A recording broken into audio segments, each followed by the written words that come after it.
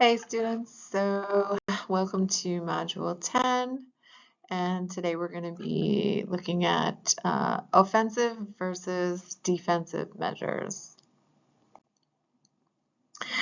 So we'll look at offensive versus defensive measures. So basically look at the offensive methods and also talk a bit about incident response. So breaking the kill chain in cybersecurity refers to disrupting the stages of an attack lifecycle to prevent a successful compromise of systems or data. And the concept is based on the Lockheed Martin cyber kill chain framework. And that outlines the steps an attacker typically takes to execute a cyber attack. And this visual shows how this kind of works. So first you have the reconnaissance, and that's basically gathering information about the target. Then the weaponization, so creating a malicious payload. Then there's the delivery, which is transmitting the payload to the target. Then we have exploitation, which is taking advantage of vulnerability to execute the payload.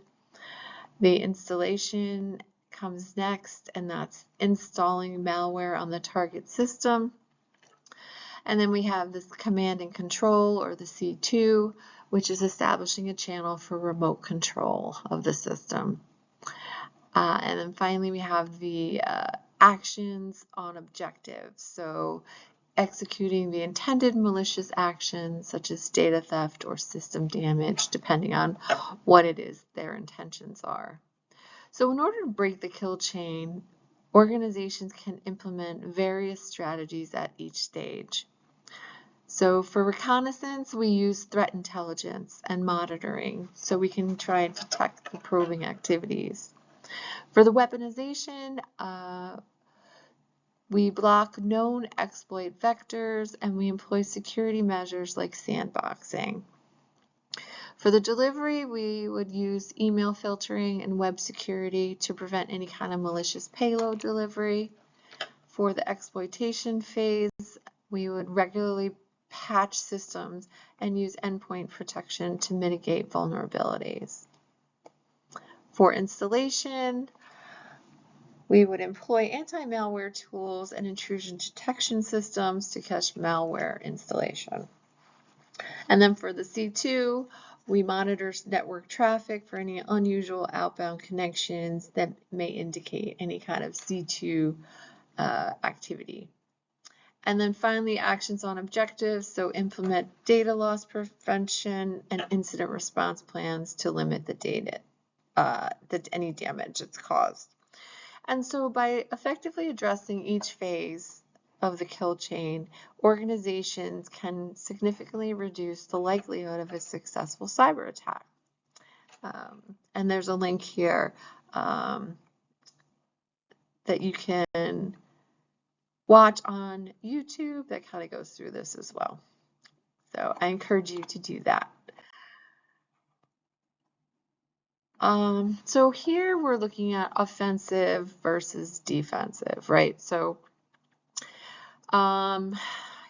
this slide just outlines different types of exploits that are used in cyber attacks. So the first one, we have brute force. So that's attempting to gain access by systematically trying many combinations of passwords or encryption keys. And we're probably all familiar with that, brute force. Another one that we're familiar with is phishing, right? So deceiving users into providing sensitive information like passwords, and this is normally done through fake emails or websites. And then social engineering, and that's where we're actually manipulating people to divulge confidential information by exploiting their trust. And then physical exploits, that would be like gaining unauthorized access to systems or information by physically infiltrating a certain location.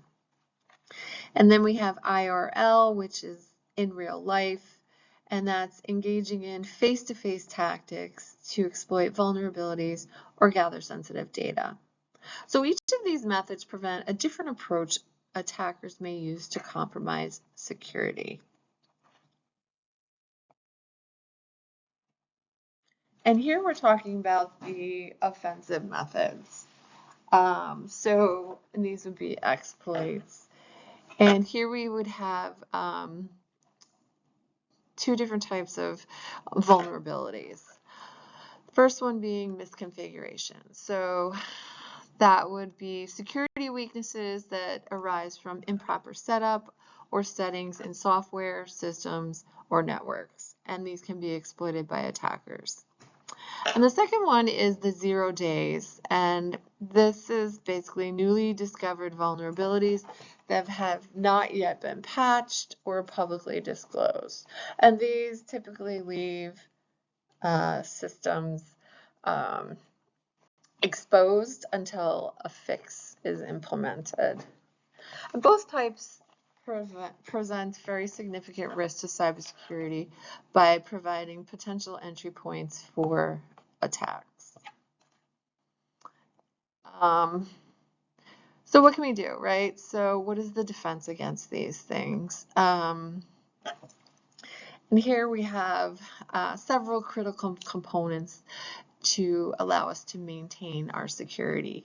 First one, can't talk enough about this, is patching and updates, right? So regularly applying software patches and updates is essential to address known vulnerabilities and to strengthen your system defenses. IRL updates break things, so it's important to recognize that updates can sometimes lead to issues, as seen with incidents like Print Nightmare, where a patch inadvertently created new vulnerabilities or functionality problems. Chrome updates, so keeping browsers like Chrome updated is crucial, as they often contain fixes for security vulnerabilities that could be exploited. So reporting. So establishing robust reporting mechanisms is vital for tracking security incidents and vulnerabilities, and also responses. So ensuring that stakeholders are informed and that lessons can be learned. And then looking at inventory, so what's really running, right? So maintaining an accurate inventory of all the systems and applications in use will help organizations understand their attack surface and will help them to prioritize security measures. And what patches have been applied, right? So keeping a very detailed log of applied patches allow for better management of vulnerabilities and ensures that systems are adequately protected against known threats. And then we have threat intelligence. So engaging with threat intelligence sources, including news outlets, online boards. This just provides insights into any emerging threats or attack vectors and trends, and it just enhances proactive defense strategies. So all of these elements collectively form a comprehensive approach to defense, enabling organizations to mitigate risk effectively while adapting to the ever-evolving cybersecurity landscape. So now we're looking at offensive methods and exploits here for methods for exploiting vulnerabilities. So the skills, what are we looking at here? So programming, so having the ability to write code to develop and customize exploits targeting specific vulnerabilities. Also system admin, right? So knowledge of operating systems and their maintenance, adds in developing exploits that target OS weaknesses. Network admins, so understanding of network devices and their configuration, facilitating the creation of exploits that leverage network vulnerabilities. Networking, skills in reconnaissance and navigating network structures are essential for gathering information and deploying exploits effectively.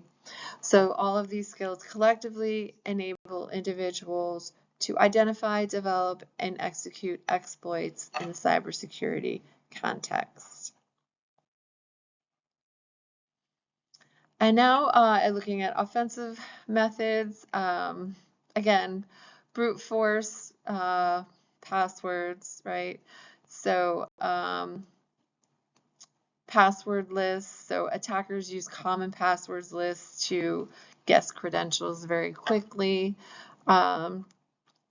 They research social media and information from social media helps attackers guess passwords based on personal details, so all of that's out there. Also, reusing your password. Many users recycle passwords from different accounts, making them easier targets, so don't do that. That's one of the other ways. Password choice, so understanding common password choices also aid the attackers in creating effective guesses. So what is the defense? So the idea of length over complexity, so emphasizing longer passwords provides better security than simply complex passwords. The single sign-on, so SSO, that reduces the number of passwords users need to manage, lowering the risk of reuse. MFA, so multi-factor authentication. This just adds an extra layer of security, making it harder for attackers to gain access even if they have the password. So these points highlight to both the techniques used in brute force attacks and effective measures to defend against them.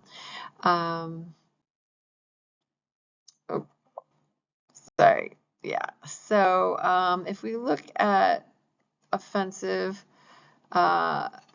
methods, in particular phishing,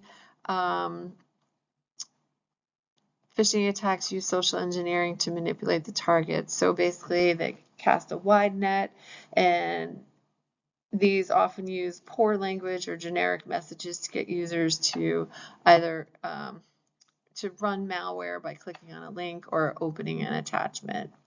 And then we have targeted attacks, and these are more personalized and focus on specific individuals or organizations.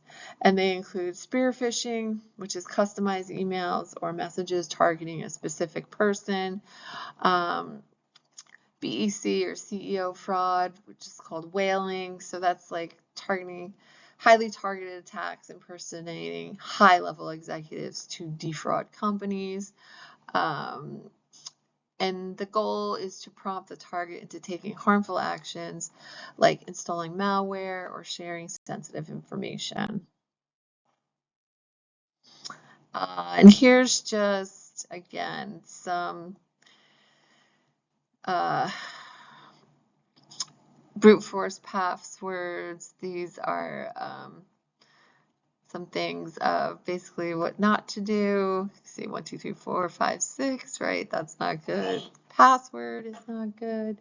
But yeah, this is pretty self-explanatory. Also, if we look at like offensive methods and phishing, these are some essential skills for conducting or defending against cyber attacks. Again, so programming, being able to develop malware or other malicious payloads, email administration, so knowledge of managing email flow and enforcing email security policies, and then, of course, network admin, so familiarity with network security policies to protect or exploit network systems. Here's a great video for social engineering. Definitely check it out. It kind of just goes into it. And this is a hacking challenge at DEF CON. So in this, you can see what happens when the journalist Kevin Roose challenges hackers to hack him using social engineering with no code, just a phone and phishing. So it's pretty interesting. So check that out. Yeah, so social engineering, here's 2 forms of manipulation or extortion tactics used in cyber threats. So The con, the confidence scheme. These are scams that rely on gaining the target's trust to defraud them. Threats, that's like scareware, so fake warnings or alerts that scare targets into paying for unnecessary or harmful services. And then we've got blackmail, right? So NSFW release, so threatening to release inappropriate content. Revenge porn, threatening to release explicit content to harm the target's reputation. These tactics pretty much leverage fear, trust, or embarrassment to coerce victims into complying with the attacker's demands. And this list just outlines the different various mediums which social engineering attacks can be conducted. So in person, so that would be like physical interactions, email, which is phishing attacks, right? Phone, which are voice-based scams, or vishing is what it's called. And then text, so smishing, SMS-based scams. And these are all just targeted to try and get sensitive information.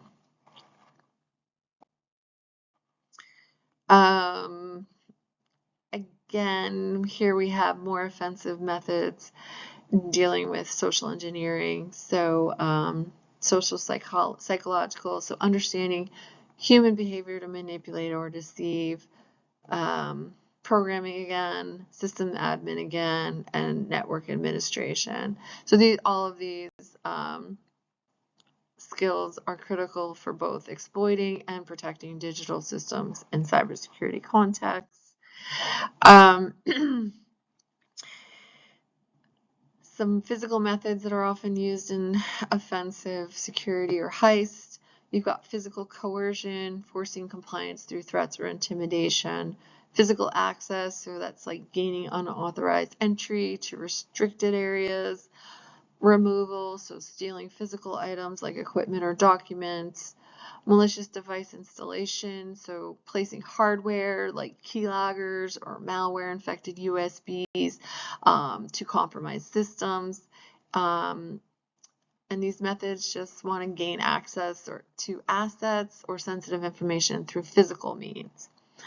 And we've got the DOS, which is the denial of service attack strategy, basically deals with sabotage, so intentionally disrupting services by overwhelming a system or network to make it unavailable to legitimate users.